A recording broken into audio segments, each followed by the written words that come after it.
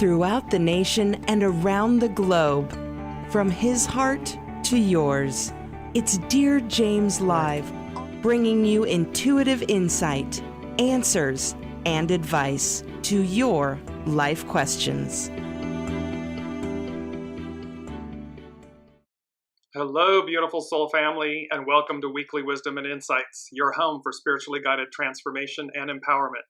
I am your host, DearJames, and together with the unseen, Spirit, Source, and Symphony, we go as guided. We listen to our soul source connection, and we look at the current energies, and we see where it is all guiding us. And whew, do we have an action-packed show. I feel like sometimes these could be 2 hours long, not an hour long. So anyways, let me jump into it because there is so much to cover. We have double 29s, we have triple 11s, and we have very powerful messages. Welcome, Olivia. And as you know, we take your comments and questions live. We incorporate them throughout the show. So give a shout out in the comments. Let me know where you're joining from. And we are going to jump right in. So I want to start off the show this week. And really, again, remember, we're completing, this is the final show of November. However, remember what they have been telling us. This isn't the ending, this is the beginning. And so these are very powerful energies that are literally taking us into the new year, the new energies, everything about it. And I know we've been talking about the new since we started the show. Welcome, Ava. Since November of 2021. However, everything's amplifying. It's moving up. It's getting larger. Welcome, Alicia. So keep in mind these thoughts, and they are big ones, and you'll see why. Mound / hill is one theme. Tents, tabernacle, that's a second set of themes, and you're going to see how this is all very interwoven, harking all the way back 2,000 plus years. And then restoration, unity. So mountain, hill, tents and tabernacle, restoration, unity. Welcome, Sue. And let's jump in with our main theme, and then we're going to set the stage because the Sabian symbols to the astrology to these main themes, off the charts, powerful. So our main theme, put my specs on as you all know, our main theme is unity, and we're maintaining this image for the month of November. That beautiful "you are the key." We have the illumination, the crown chakra illumination, the butterfly, this transfiguration, this metamorphosis. The beauty, though, is with unity is the world, and then the word before is in quotes. So the world before us. Welcome, Elizabeth. We have a double entendre here. The unseen is saying to us, unity, the world before us. Before meaning both in front of us, what's to come, and before us as in what preceded this time, this era.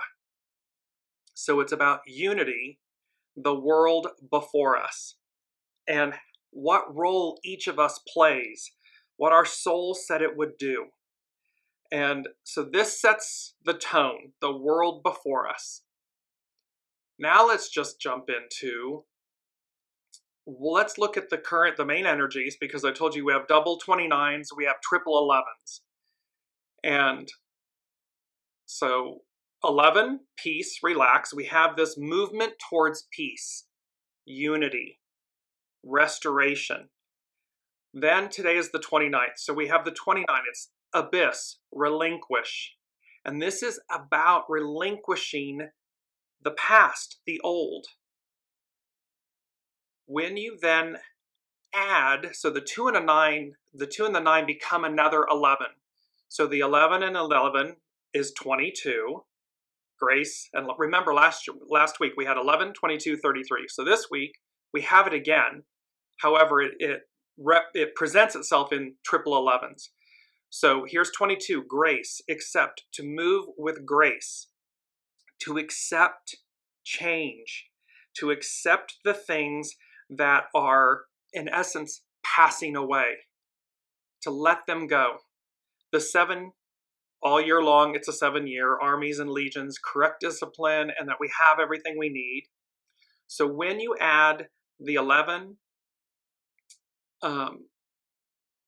when we add the numbers together, we can either come to a 20, which is that high contemplation overview. And we've had this before, but I want to bring this image up really quickly.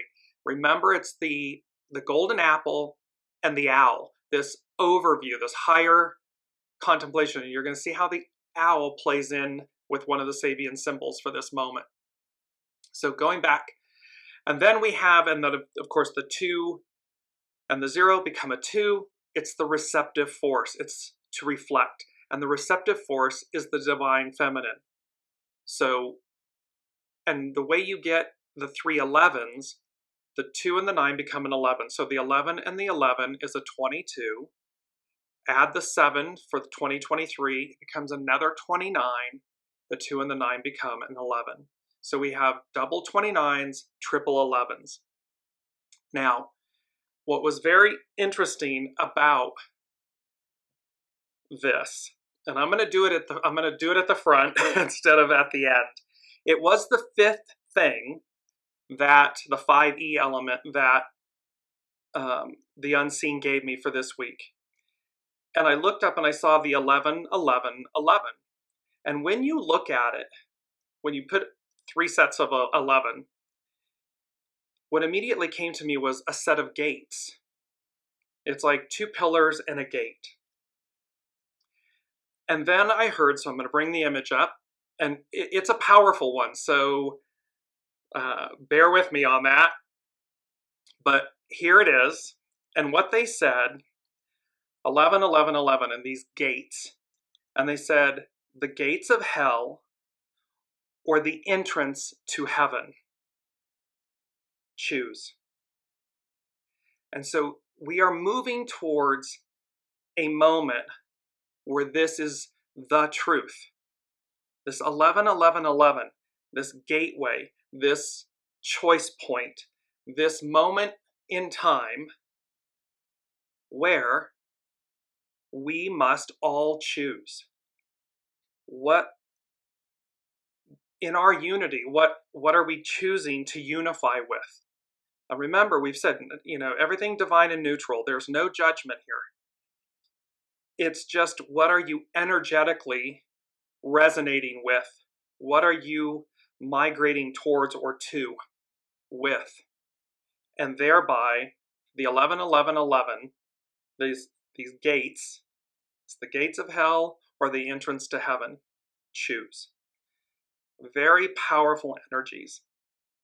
So let's move, and I'm going to keep weaving here, to the astro influences, because they're going to set, and you're going to see, because this was so fascinating. So on Monday, we had the Beaver full moon. It's the Gemini, it was in Gemini at 4 degrees, and it created a mutable T-square.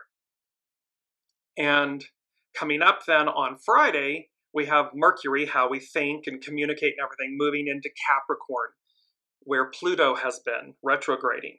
It's finishing up business. So things are going to become more clear, more tangible, more apparent, more, they're saying to me, both more divisive and more reconciled. I know that sounds like an oxymoron. Work with me. But yet you can see what they're saying is the extreme, it's going to get more extreme and yet more clear, more resolved. And what was so fascinating when I did the astrological influences, you'll see in the middle of the screen of the image, the theme for these energies, for this Beaver full moon that is in Gemini that just occurred on Monday. And again, moving forward, they said, hell hath no fury like a woman scorned. And I had to sit with that because I'm like, what? Okay, so what do you mean? What are you telling us, unseen? And it wasn't until I realized, I'm going to bring up on the screen the actual chart, and it is missing in this chart. Missing meaning it's not present. It's not. The symbol is missing. However, it is there. The symbol, and I kept sitting with this, and it was about Ceres. Ceres is the Roman goddess. Demeter is her equal, the same goddess in Greek mythology. So Roman mythology, Greek mythology. And then I realized Ceres is sitting. So if you look top right, you'll see the red sun. Just to the right of it is Mars. They're at 2 degrees and 4 degrees. Ceres, Demeter, is sitting at 0 degrees, all at Sagittarius. Now, what's the point of that? The point, though, this hell hath no fury like a woman scorned. It has to do with this restoration. The third thing that the unseen gave us for this week was a restoration of balance, to balance. And what this is talking about is, so remember that Demeter is the mother of Persephone in Greek mythology. Persephone, so her father is Zeus. So her mother and father are Demeter and Zeus. Hades, in the underworld, decides that he wants to take Persephone as his wife. Zeus says okay. 2 divine masculines say okay. All of a sudden, they've not consulted Demeter, Ceres, Demeter. And so she's missing. She goes to the underworld. Demeter is in charge. She's the harvest. She represents everything about what is good and nourishment, the mother. So agriculture, livestock, all of these things that are sustenance for life. So at that time, pre-Persephone being taken to the underworld, our existence was this golden era, the eternal spring, the beauty of everything in harmony and balance. In her grief, Demeter's grief, in trying to find her daughter, she loses focus. Her focus is on finding her daughter. Well, everything starts to die on Earth. Agriculture, livestock, humans, everything is... And so she, with assistance, goes to Helios, the sun god, and asks with this higher overview, where's my daughter? And he says she's in the underworld. Hades is taking her as his wife. Long story short, they agree that as long as Persephone has not taken of anything from the underworld, she may return. Come to find out, she's had a few pomegranate seeds. So the agreement is that she must remain 6 months in the underworld, 6 months above. And thus this kind of thing of why we have a spring type summer aspect and a winter aspect where things are alive, things are not alive. They go into dormancy in a sense. The issue here is about the fact that this hell hath no fury like a woman scorned, representing the divine feminine, and how the era, the time, these choices that were made, and that there's a restoration, there's a demand. It's like the divine feminine is demanding this restoration to harmony, to that golden era, to what was before, the world before us. Because in that state, it was pure, it was harmonic, everything was balanced, everything was an eternal spring. This beauty of everything good in the world. And that is why, so there's this piece of this that says, we're going back to where we began, an octave higher. So that is the first major big piece that you will see that's harking back to our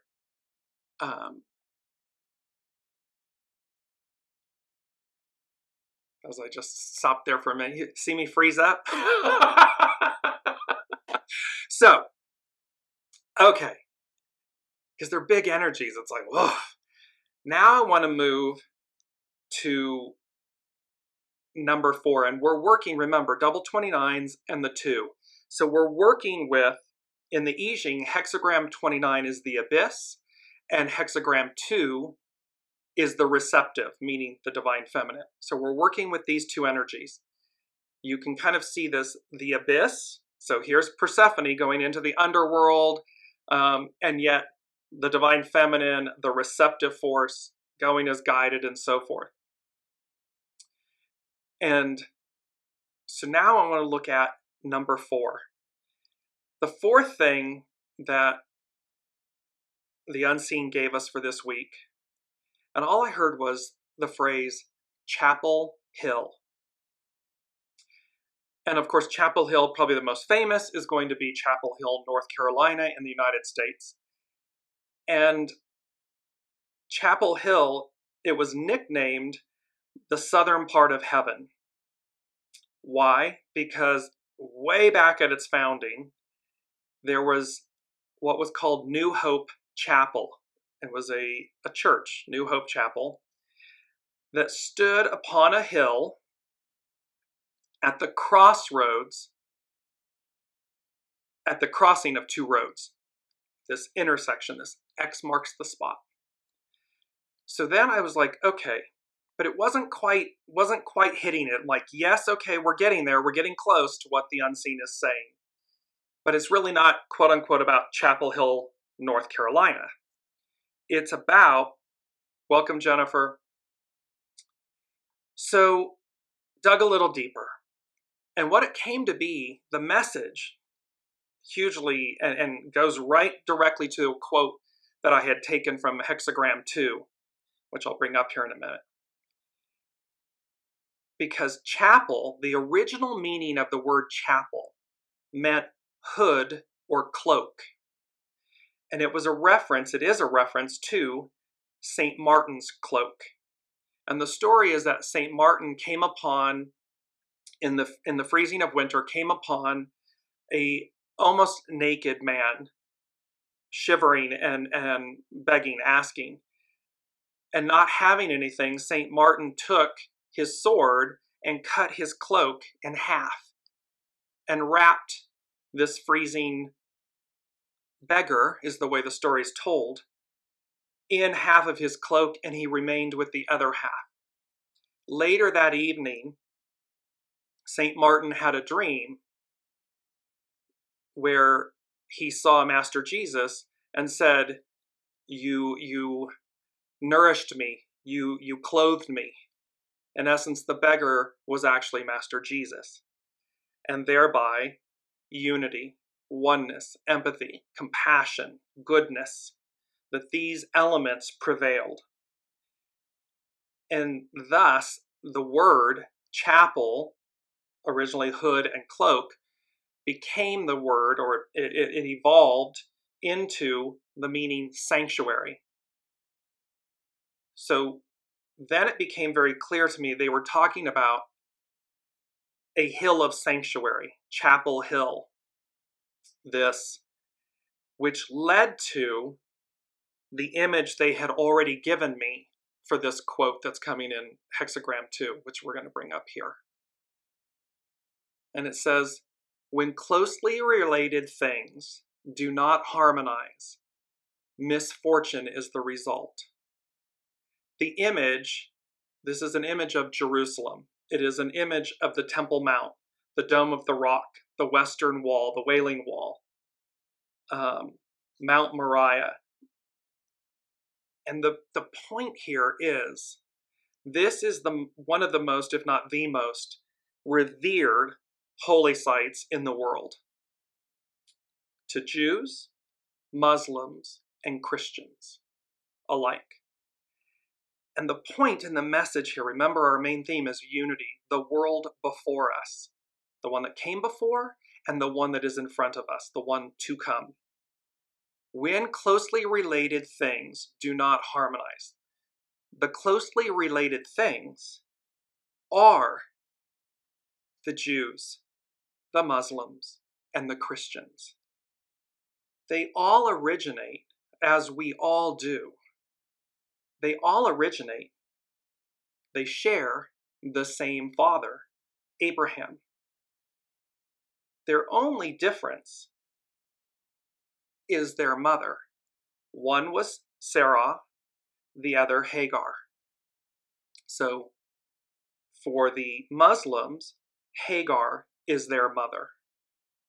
For the Jews, it is Sarah, sharing the same father, Abraham. And of course, then the Christians come about via the Jews, we're the Gentiles, the Christians are the Gentiles. And so there's a huge, huge message here about when closely related things do not harmonize. And do not harmonize meaning it's not that they're not harmonic, that they're not naturally harmonic. It's that when closely related things do not harmonize. It's a message to all of us, to 8 billion souls on the planet. You share the same Father. You share the same fortune, the same destiny. And yet you choose to be disharmonic. And thus, misfortune is the result. And I know that may be simplifying things. However, it is really sometimes that simple and that profound. It's choice. It's the choices we're making that create unity and harmony, or misfortune and disharmony. And thereby, they're saying to us, and they went on with number 4, they went on, I'm leaving this image up because it's so powerful and the statement is so powerful. And then they said, with the tense and this restoration, this unity, this what's coming before us. And it is Jeremiah 30:18. And it says, "Thus says the Lord, behold, I will restore the fortunes of the tents of Jacob and have compassion on his dwellings. The city shall be rebuilt on its mound, and the palace shall stand where it used to be." Now, the Dome of the Rock stands where it is believed that the temples, the Dome of the Rocks, is in the location of where Solomon's temple and the second temple rebuilt by Herod, stood. And so one wonders or says, well, how is it that this could be? But remember, unity, sharing something common. It's only because we are creating division within ourselves and thus outwardly. Somehow it's, no, I know best. Or somehow it's, no, it's my God versus your God. And think about that division within religions, within Christianity, within Judaism, within Islam, within their own respective religions. There's division, hierarchy. We do that with ourselves. The moral of this is saying, the point is saying, unity, coming together. It would not have been this way. There would not have been an Abraham, a Hagar, and Ishmael, their son. There would not have been an Abraham, a Sarah, and Isaac. There would not have been these happenings, these occurrences, the Gentiles, if it weren't perfect and divine and neutral. There's a reason, there's a point, there's an opportunity, there's a lesson. And again, 11, 11, 11. The gates of hell or the entrance to heaven. Choose. That is, we can apply this massive macro, and we see this playing out. We see it in our current affairs, world affairs right now. And we can see it within ourselves. So if it's within ourselves and it's within religions and it's within societies, within organizations, within governments and institutions, within businesses, the choice is the same because it's 8 billion souls on the planet. It's 8 billion human beings. That is the shared commonality. And that is one of the biggest, that's like the biggest message that we are taking away from this week, that we are migrating and moving forward. It is for us to look at it. Because item 2B, from the unseen this week was X marks the spot. And we've had that. We've had that as a main theme before. And they were bringing it back and they were saying X marks the spot. Remember, Chapel Hill, New Hope Chapel. It's a chapel that stood upon a hill at the crossing of two roads. A crossing of two roads. And then they said, they used the phrase, miss the mark. And the point was, it was to not miss the mark. It was to, so when you have, if anybody's been in entertainment or you see shows, entertainment shows that are, there's a mark, there's an X on the floor where the contestant or the person is supposed to, or in plays or something, you, quote unquote, you hit your mark. It's where you're meant to be on stage for everything to appear correctly and present to the audience. They're saying X marks the spot. This Chapel Hill, this sanctuary on the hill, this restoration. And what I didn't complete is, wouldn't it be, and I understand this may be sacrilegious to people, and yet the point would be, here's this institute, here's this place, Jerusalem, the birthplace of Christianity, Judaism, Islam. There's so many pieces, all in this one concentrated spot. X marks the spot. It is literally said where Master Jesus is to return. Well, the return, what is before us is harmony, unity. In order to get there, it may be chaos and confusion and the dismantling of the old.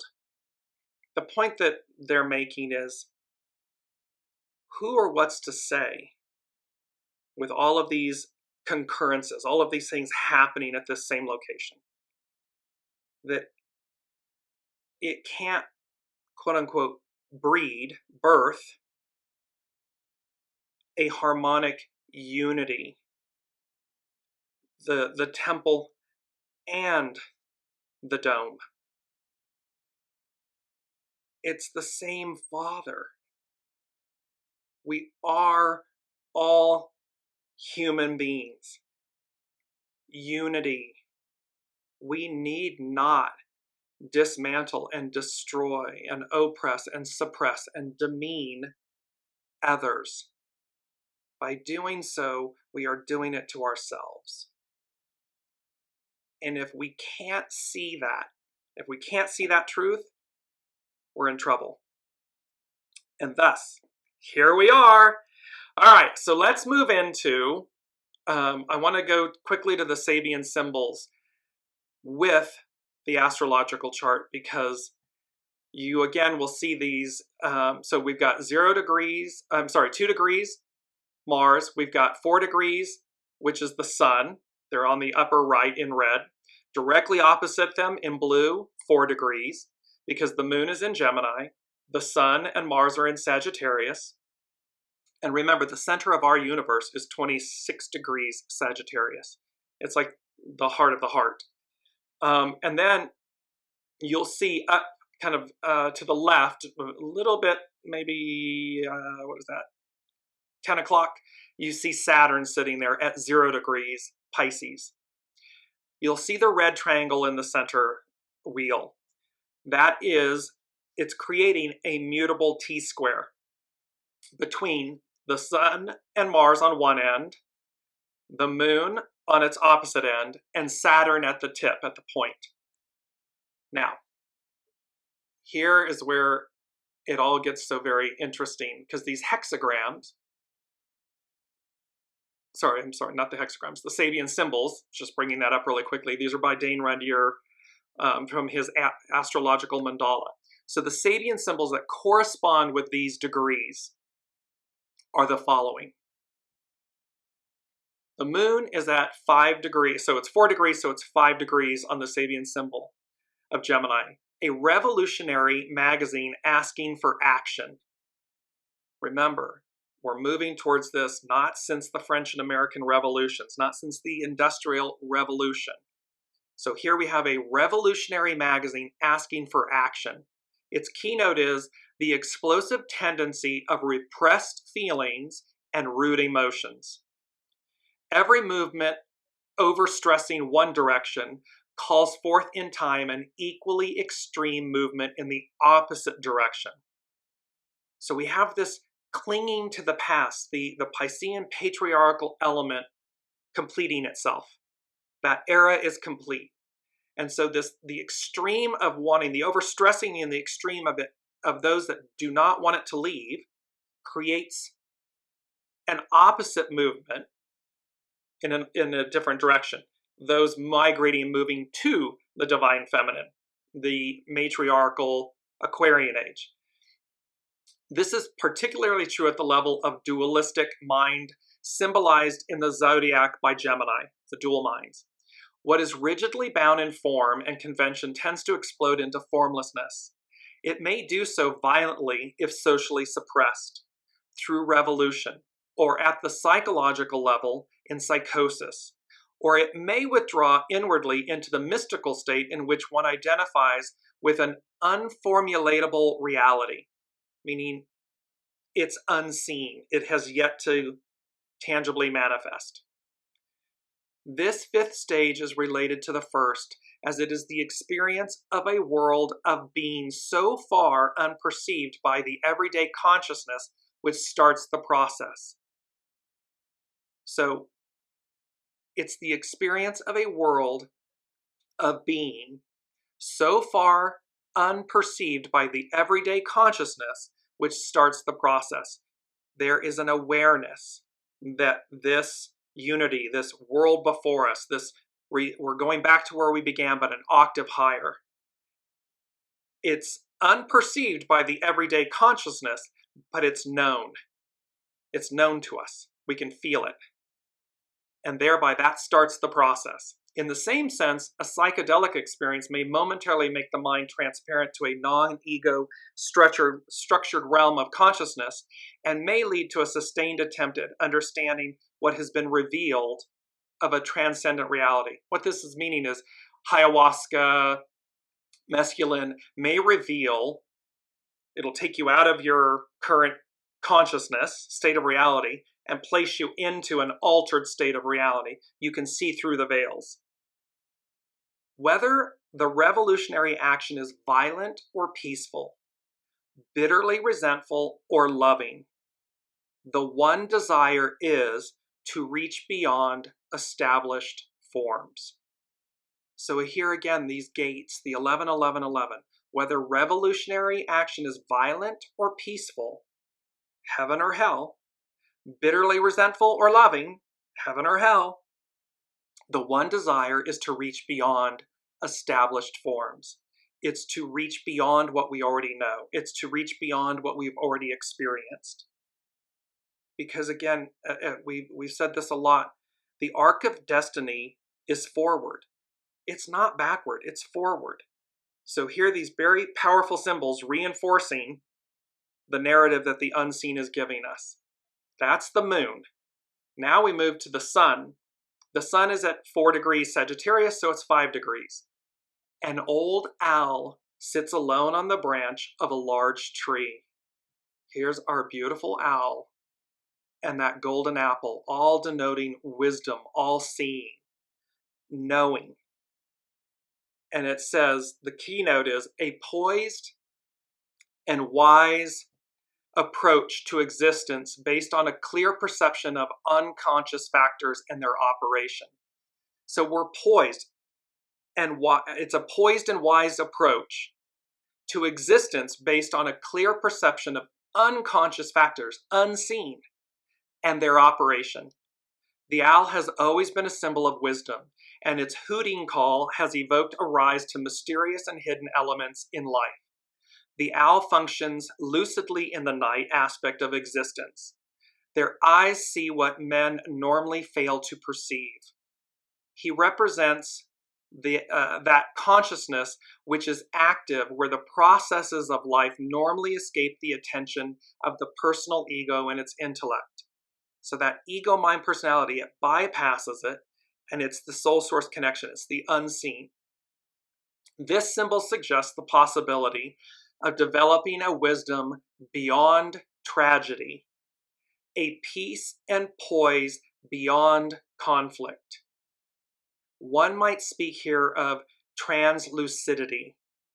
Translucidity is translucent, allowing light to pass through partially or diffusively. It means for the unseen, the light of the unseen to come through. We talk about the rainbow body. We can look and say our 3D body is this dense physical body. And yet, look through many literatures, cultures, there's the rainbow body, the one Master Jesus was transfigured, translucent. So this translucidity. And it's talking again about peace beyond conflict. We then come, Mars is right next to the sun. It's at 2 degrees, so we have 3 degrees. Two men playing chess. The transcendent ritualization of conflict. The transcendent ritualization of conflict. Essential to socio-cultural living is the transmutation of man's natural aggressiveness under most conditions of existence. We got to transmute the natural aggressiveness. This is the symbol for Mars. Here's that, yes, we go forth and conquer. Many rituals, sports, and games have no other basic aim. In chess, the complex types of energies, which in their togetherness constitute a human person, are symbolized by 6 kinds of pieces: king, queen, bishops, knights, rooks, and pawns. The struggle between light and darkness, the yang and yin forces, is ritualized, ending in most cases with the checkmating of the king, the ego, the conscious self. In a dualistic world, such a contest between polarized forces is omnipresent. The chess game trains humans to be more objective, more careful, more aware of whole situations, and less impulsive and intent upon side issues, divisions, domination, oppression, suppression. See, we are mastering ourselves. We're mastering our animalistic, our lesser nature or lower nature, ego, mind, personality. This symbol deals with conflict, but at the level of group culture and psychological symbolization. It brings to the objective consciousness the basic realities in interpersonal interplay. It's raising to our attention how we must overcome these obstacles, these hurdles. And again, remember, it is not to demonize the divine masculine, the patriarchy. We don't throw the baby out with the bathwater. We don't swing the pendulum so far to the other side that it's just a reverse. What we're meant to do is to discern, to take the very best of this, the patriarchal experience, the divine masculine, and place it in service to the soul, the divine feminine, the matriarchal. That's what was before us, and that is what is before us. That is where we are, the return, the golden age, the return. Last but not least, Saturn sitting there comprising this mutable T-square. Its symbol for 0 Pisces is 1 degree Pisces. In a crowded marketplace, farmers and middlemen display a great variety of products. The process of commingling and interchange, which at all levels demonstrates the health of a community. So remember, this is about commerce. We discussed this in a previous show. This symbol refers to all that can be gained from social interplay, there's that word, interplay again, and especially in the broadest sense of the word, from commerce. Commerce, the meaning of commerce, can mean social intercourse, social interaction, interchange of ideas, opinions, and sentiments. The example is a negotiated peace that will reestablish intellectual commerce amongst peoples. See, we've gotten so far away from being able to have social interactions, the exchange of ideas and opinions and sentiments, where we expand and grow with one another, not diminish and demean. It's not my way or the highway. This messaging is so powerful. Welcome, Colleen. So let's look at, because I want to get to, and our mantra, let me bring in our mantra really quickly, because it is so beautiful. Be still and have patience. And this beautiful image, this mirroring image, as above, so below.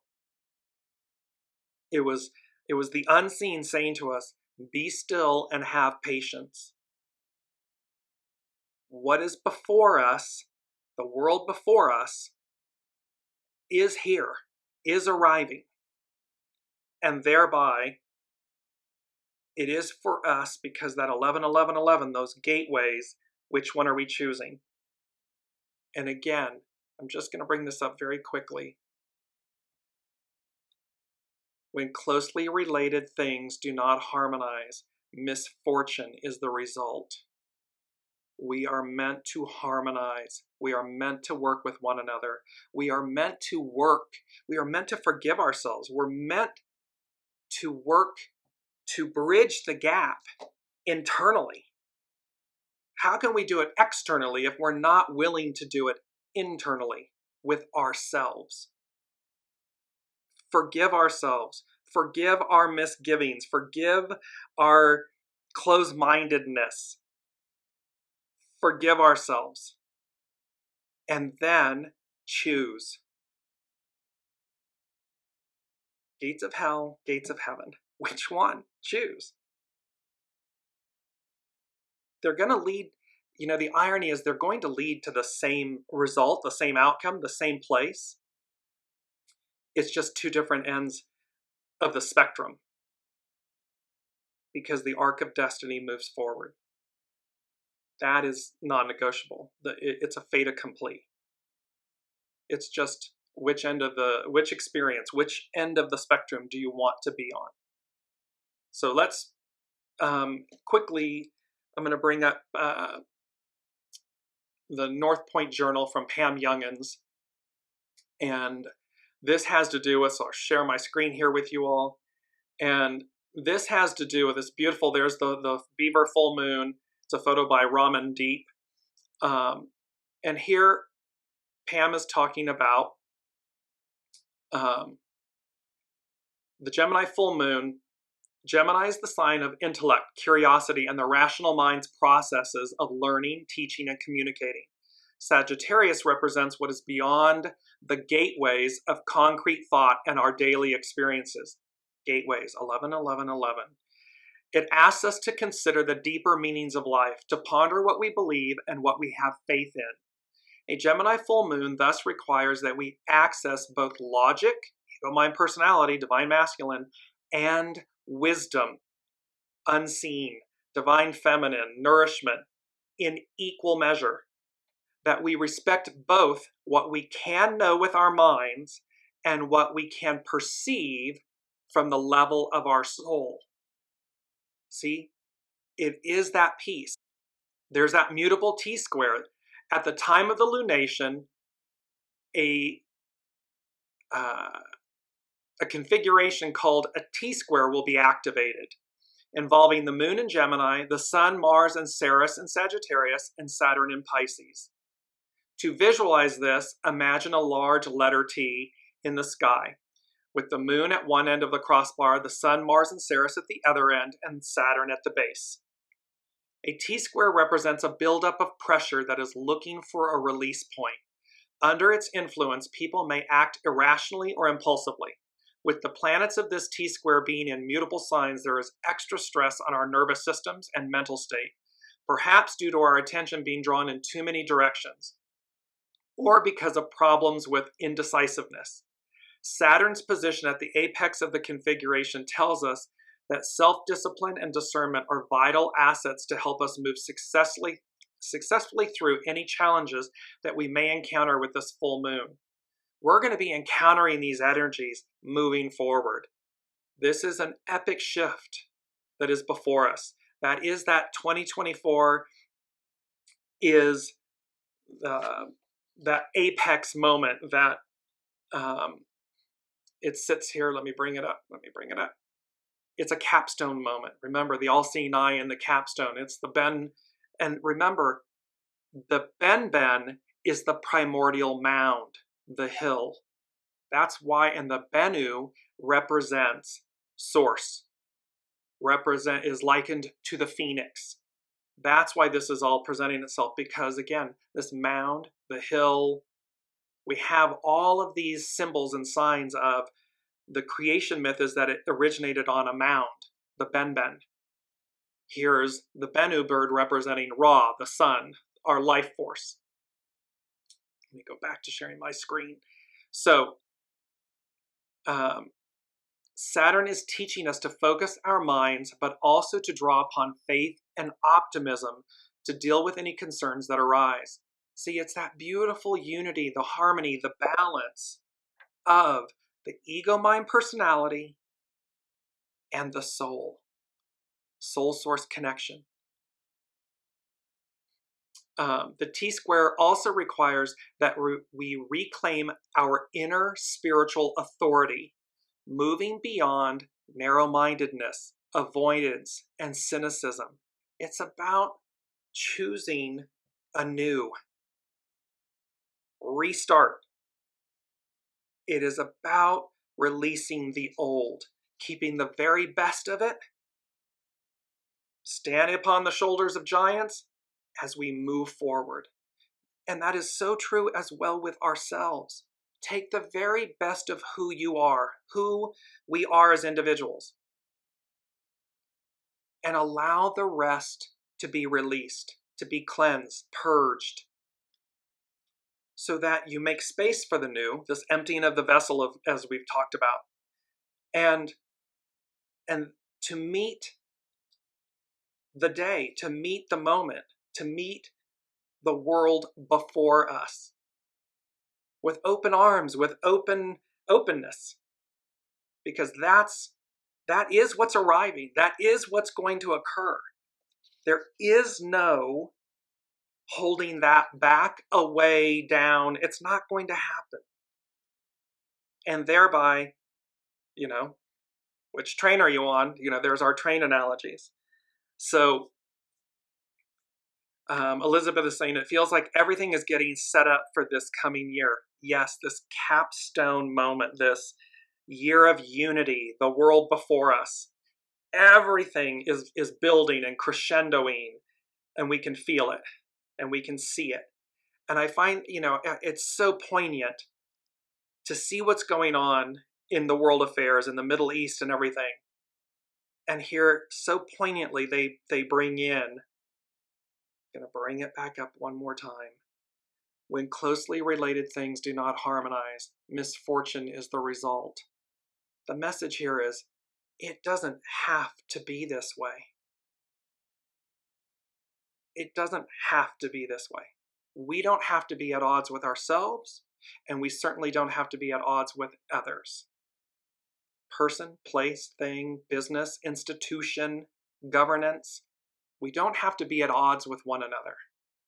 We could choose to unify. We could choose to take and focus on the very best of every person, institution, country, resource, and harmonize. And people may say, they may hear this and say, wow, DearJames, what an idealist he is.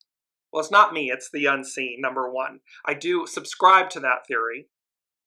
However, the point, it's not about me, it's about us. And thus, the world before us is that. It is what came before, and it is what is arriving. That's just a simple fact from the unseen. So let's move into hexagram. There's 2 hexagrams, and I'm going to do them very quickly because I'm mindful of the time. Like I said, this could have been a 2-hour show. So let's look very quickly at the receptive, which is the divine feminine. Its action is to reflect. It's like the moon. The moon reflects the light of the sun. In that, she's embody it. She's the embodiment of it, and she reflects it. Her hidden influence is herself, the receptive. Yield. Yield to the guidance. Yield to the light. Its underlining cause is hexagram 1, the creative, the divine masculine, to initiate. It is for them to work in harmony, in unity, to bring about the most amazing, I'm going to use the word crop because it's here, it's a quote by Ovid. Take rest. A field that has rested gives a bountiful crop. It's like that in agriculture. You can't just keep tilling the land over and over and over and over and over. The nutrients, its vitality, everything gets depleted. It's the same with us, with humans. A field that has rested gives a bountiful crop. There's another quote by Carrie Hone, Café au Sol, where these come from. Reaction is how you defend the past against the future. See, it's reactive. It's how you defend the past against the future. But the future arrives nonetheless.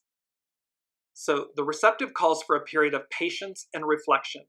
Where you may have been reactive in the past, it is time to learn how to be responsive. Reaction is a defensive position to uphold the known, while responsiveness is open to the unknown.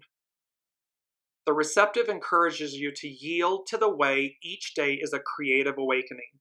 A sense of openness and the release of clinging to structure and form will be necessary to give birth to this energy. So a sense of openness and the release of clinging to structure and form will be necessary. Got to let go of the old, got to let go of what we know. The difference between reaction and response is your ability to use your senses and not the memory mind while observing. Stand in the moment with a sense of openness to what is unfolding without defending the past. Connect with each sense. Are you listening? Are you seeing how life speaks to you? Remove preconceptions and judgment, expectations. Remove them. Release your attachment to an outcome. All things change in time, and a period of action reflected by the underlying cause of the creative must give way to its opposite. See, we've been in this 2,000 plus year of action, action, action, do, do, do. Now we're going to enter and come into a 2,000 plus year state of being, receiving, be. It's very foreign to us because everything in our institutions, our world, our structures, everything says go, go, go, do, do, do. And we make no time to be, to listen, to receive, to go as guided. But that is the Aquarian age.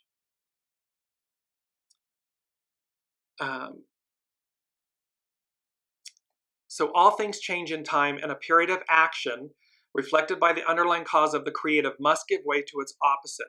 reflection. Like winter, it is time to turn within and reinvigorate your inner world in preparation for a springtime to come. Demeter, springtime to come, eternal spring. Embodying an open field in any activity, you are called to put your needs aside to serve, open, and reflect before acting. The receptive's power of success comes from within. Move into the world from the inside out. The receptive is the womb holding the energy of attraction by way of intention that requires the development of sincerity and patience. Here's one of our quotes. When you are, gotta bring it up. When you are sincere, you will meet with success. This is by the master of the I Ching, the hexagrams. When you are sincere, you meet with success. It's not false. It's not built on something, on a false foundation. It's authentic. It's genuine. And thus, when you are sincere, you will meet with success. I'm going to jump to hexagram 29. And hexagram 29 is the abyss. Its action is to relinquish. Its hidden influence, 27, nourishing vision, nurture, divine feminine, nurture. Its underlining cause, clarity, persist. We're persisting so that we get a clear picture, a clear understanding, a clear head. If you cannot change the direction of the wind, or fate, or eternity, time, destiny, adjust your sails and let it guide you. You're either swimming upriver or you're not. And for salmon, that's being authentic, that's being genuine, that's being sincere. For others, for humans, it's not. It's incongruent. So, the abyss reveals how we explore a path even when it feels dangerous. Whatever your question, there is an element of needing to go deep below the surface to uncover what is really happening, no matter how frightening. We talk about this a lot. When we stay on the surface, that's easy. It's what's below it. The true meaning of any event, of any experience, isn't what you're seeing on the surface. It's underneath. You gotta go deep below the surface to uncover what is really happening, no matter how frightening. The idea of nourishing vision can also lead to staying away because of fear. In every hero journey, just when success is on the horizon, the nemesis reappears. Will we fight or flee? Will we allow the change to teach us something? Will we continue to nourish vision, or will we continue to nourish vision in unhealthy ways? Clinging to the past, staying on the surface. Which wolf are we feeding? We are told not to persist in an old way, even when we might not understand the new way. This is similar to the dark night of the soul, where life seems to engulf us in confusion and we give up hope. Can you honestly look back and not see the meaning for any challenges you faced? The situation is highly charged, but like the hero, going through the danger is necessary to discover who you are, what you really need, and what you are capable of accomplishing. In hero myths, one often discovers that the nemesis is actually a teacher, sometimes even a parent.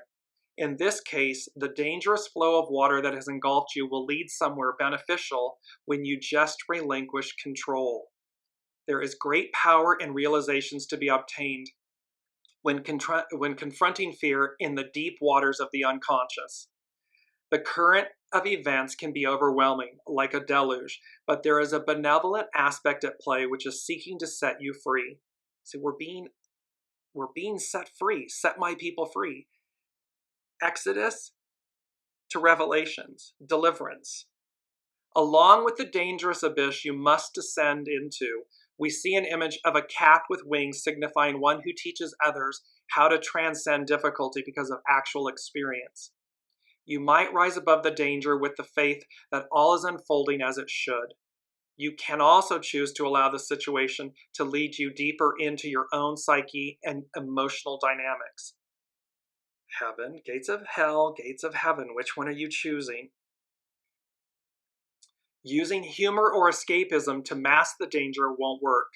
The winged cap isn't a toy and doesn't magically appear so you can just rise above or hide from difficulty. It requires work to achieve enlightenment. However you decide to proceed, after a time of meeting the abyss, you will become more sincere in your outlook. This is what is meant by, when you are sincere, you will meet with success. The abyss is a time of testing. Clarity as the underlying cause can be a message that an old outlook can no longer serve the new person you are becoming.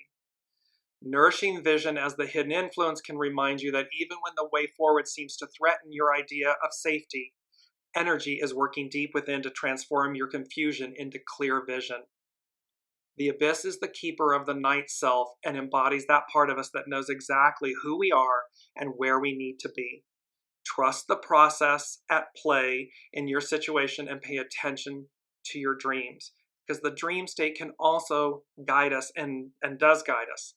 So, mindful of the time, powerful, powerful, powerful messages this week. And one of the last quotes, quote number 2 was, those who go against the way, those who go against the way are called unlucky. It's two ends of the spectrum. It's two different ways. And you see the lightning striking. You see this beautiful image. I mean, look at the beauty of all this blue and the waters and everything. And yet, you know, this strike. So those who go against the way are called unlucky. It's simply a message of, because whatever, I wouldn't necessarily, it's simply unlucky in the sense that, it's all divine and neutral. It's just, what does your soul wish to experience? Which gate do you wish to walk through? Which path do you choose? Your soul, what is it choosing to experience? We will all end up in this, for lack of better phrasing, final outcome, this destination. It's just, which path did you travel? And perception or judgment says, is it lucky or unlucky? However, there's plenty of historical or biblical narrative to demonstrate that one path might be considered lucky and the other path unlucky. So these are the big messages that are here for us, that we are, as to Elizabeth's point, that we are building upon and crescendoing, and literally leaping towards. Because it is a leap of faith, it is inner trust, it is soul source connection, and it is, quote unquote, technically unconscious, meaning unseen at the moment. However, that does not mean that it will not happen, because when it happens, it happens. So with all of that, I love all of you. I apologize that I didn't get to all of your comments. I will incorporate them into the show threads on Facebook. And we have some exciting new things. I'll do a second video. I'm gonna be mindful of the time. So until next week, it's a whole new month. It's the 12 energies and everything moving forward into this culmination for the 8th year, the year of unity, and the world before us. Until then, be safe and have a beautiful, and treat yourselves well. And I will see you next week.